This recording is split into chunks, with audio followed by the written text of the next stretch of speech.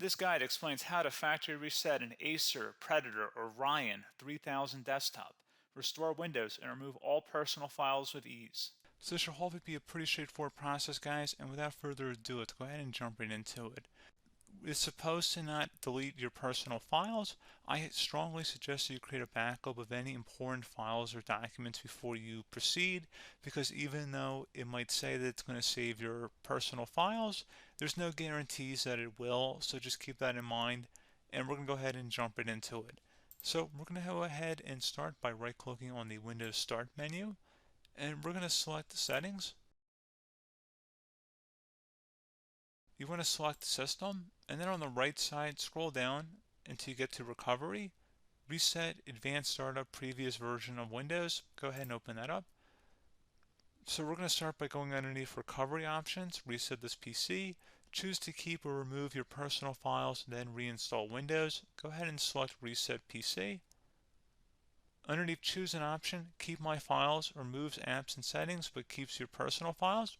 Now, like I said, there's no guarantee, but you still want to create a backup, but we are going to select that for today's tutorial here.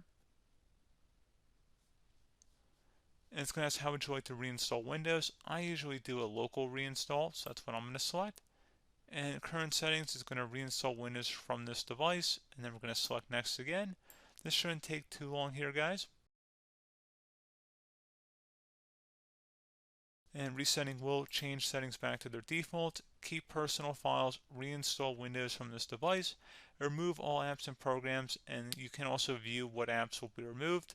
This will take some time and your PC will restart.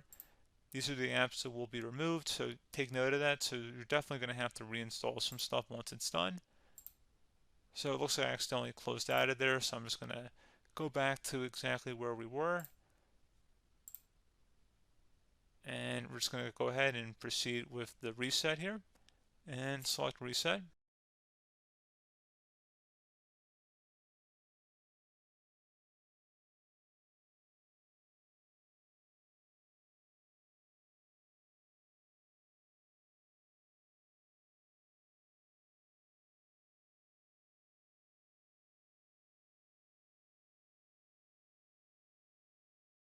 And there you go, guys. Should be simple as that. Go ahead and reinstall any of the applications that were removed. You can see a list of them by clicking on the link that's going to be on our desktop here. And that's pretty much it, guys. So, as always, thank you for watching this brief tutorial. Do hope I was able to help you out, and I do look forward to catching you all in the next tutorial. Goodbye.